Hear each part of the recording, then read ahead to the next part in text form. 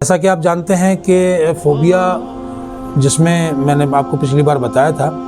उसका जो next level है उसको डिप्रेशन कहा जाता है। और डिप्रेशन के अंदर आदमी की रोज़मर्रा की ज़िंदगी के काम करने के तरीक़ों में फ़र्क आ जाता है, इसकी नींद के अंदर फ़र्क आ जाता है, इसके बिहेवियर के अंदर फ़र्क आ जाता है, इसको सेल्फ़ रिस्पेक्ट में कमी महसूस होती है। और बाज़ दफ़ा जब एक्सट्रीम लेवल हो जाता है तो उसमें आदमी को सुसाइड के थॉट्स आने शुरू हो जाते हैं।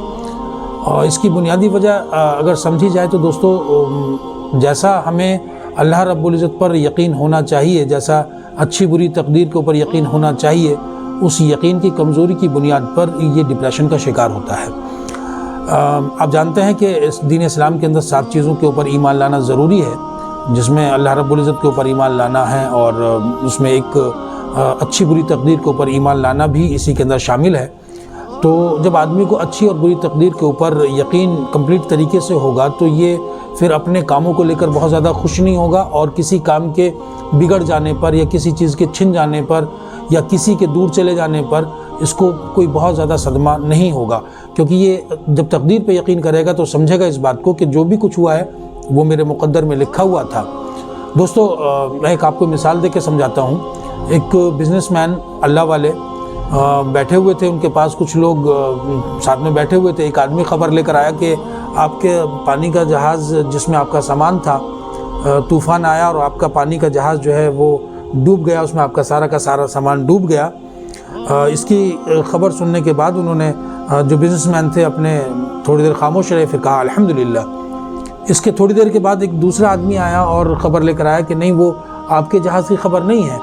आपका जहाज़ तो सेफ़ है, आपका सामान भी पूरा का पूरा सेफ़ है, वो किसी और का जहाज़ था। इन्होंने फिर थोड़ी देर के बाद अपने खामोश रहे और फिर कहा कि अल्हम्दुलिल्लाह। लोग बड़े ताज्जुब में हुए, कहा कि भाई आप तो जानते हैं, आप अल्लाह वाले हैं कि भाई किसी चीज़ के नुकसान के ऊपर इन्ना लिल्लाहि व इन्ना इलैहि राजिऊन पढ़ा जाता है, और आपने दोनों मरतबा अल्हम्दुलिल्लाह कहा। इन्होंने कहा कि आपने ज़ाहिर सी बात है, जो मैंने बोला आपने सुना, लेकिन आपको मालूम नहीं है कि मैंने किस बात के ऊपर अल्हम्दुलिल्लाह कहा। मुझे मालूम है कि इन्ना लिल्लाहि व इन्ना इलैहि राजिऊन किसी नुकसान के ऊपर पढ़ा जाता है, लेकिन मैंने नुकसान की वजह से या नुकसान की भरपाई की वजह से या मेरा सामान ना डूबने की वजह से मैंने अल्हम्दुलिल्लाह नहीं कहा, बल्कि जब मेरे पास पहली बार ख़बर लेकर आए थे तो मैंने अपने दिल की कैफियत को देखा कि कहीं मेरे दिल की कैफियत के अंदर कोई चेंजेस तो नहीं आए हैं। तो मैंने देखा कि मेरे दिल की कैफियत एक जैसी है और मुझे उसके ऊपर कोई ख़ास फ़र्क महसूस नहीं हुआ, तो मैंने उस कैफियत के ऊपर अल्हम्दुलिल्लाह कहा। और फिर बाद में जब वो मेरे सामान के बचने की ख़बर लेकर आए तो मैंने अपने दिल के फिर झांक कर देखा, कहीं ऐसा तो नहीं कि मुझे सामान के वापस मिलने पर बहुत ज़्यादा खुशी महसूस हो और मेरे दिल के अंदर कोई चेंजेस मुझे महसूस हो। तो मैंने देखा कि मेरे दिल के अंदर कोई चेंजेस नहीं आए, उसके ऊपर मैंने फिर कहा अल्हम्दुलिल्लाह। दोस्तों, ये जो कैफियत इनकी नुकसान के ऊपर, नुकसान की ख़बर सुन के और नुकसान ना होने की, बल्कि सामान को वापस मिल जाने की ख़बर सुनकर जो दिल की कैफियत का एक जगह रुकना है, ये कोई आम बात नहीं है। नमाज के ज़रिए से अपना पूरा का पूरा तवक्कुल, अपना पूरा का पूरा यकीन इस बात के ऊपर बनाने की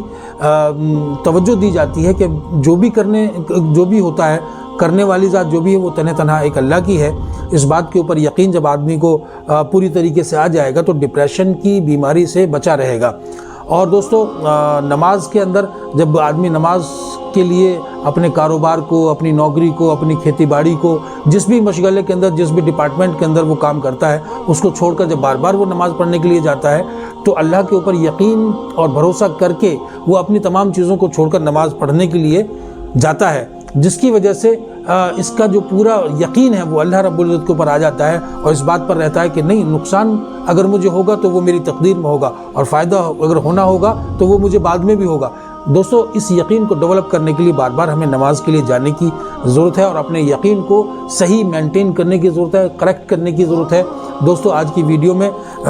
नीयत के ज़रिए से डिप्रेशन का इलाज मैंने बहुत शॉर्ट तरीके से आपको बताया, क्योंकि मेरी पिछली वीडियो ज़्यादा लंबी हुई थी, इसलिए दोस्तों ने कहा कि आप थोड़ी शॉर्ट वीडियो बनाएं और कम अल्फाजों में बयान करने की कोशिश करें। हालांकि बहुत बड़ा काम है और बहुत बड़े काम को बहुत कम अल्फाजों में समेटना बहुत ज़्यादा मुश्किल होता है, लेकिन फिर भी मैंने कोशिश की है। आइंदा की वीडियो में दोस्तों आपसे एंजाइटी के बारे में बात करेंगे। आपने अभी तक हमारे चैनल को सब्सक्राइब नहीं किया है तो चैनल को सब्सक्राइब कर लीजिए, वीडियो को लाइक और शेयर कर दीजिए। आदाब।